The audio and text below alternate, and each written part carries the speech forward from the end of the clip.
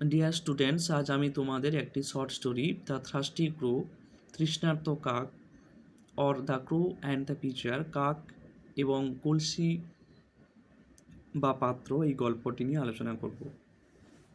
চলো সরাসরি গল্পটিতে চলে যাই। It was a hot summer day. এটি ছিল এক উত্তপ্ত গ্রীষ্মের দিন। A crow became very thirsty. একটি কাক ভীষণ তৃষ্ণার্ত হয়ে উঠেছিল। He flew here and there in search of water. সে জলের জন্য এদিক ওদিক উড়ছিল। At last he found a pitcher in the distance. অবশেষে কিছুটা দূরে সে একটি কলসি বা পাত্র দেখতে পেল। He flew down there to drink water. জল পান করতে সে সেখানে উড়ে গিয়েছিল। But the water was lying down the bottom of the pitcher. কিন্তু কলসির তলানিতে ছিল জল। The crow tried but fail to drink water.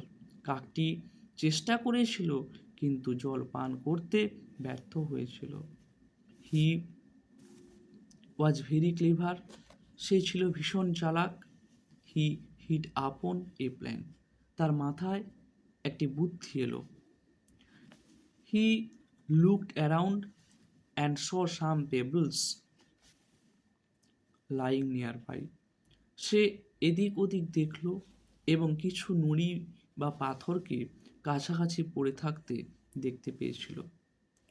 He brought them in his beak and dropped them one by one into the pitcher.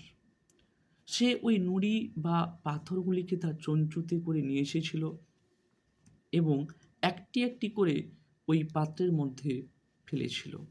Gradually the water level rose high up. আস্তে আস্তে জলের সমতা ওপরে উঠে এসেছিল। The crow drank water to its heart's content and flew away happily. কাকটি প্রাণ ভরে জল পান করেছিল এবং আনন্দের সঙ্গে উড়ে গিয়েছিল।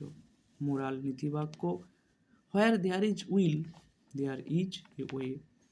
ইচ্ছে থাকলে উপায় হয়। আজ এই পর্যন্ত। এরপর আমি তোমাদের অপর আর একটি শর্ট স্টোরি নিয়ে আলোচনা করব। তোমরা সবাই ভালো থেকো। ওকে, বাই। Thanks to all.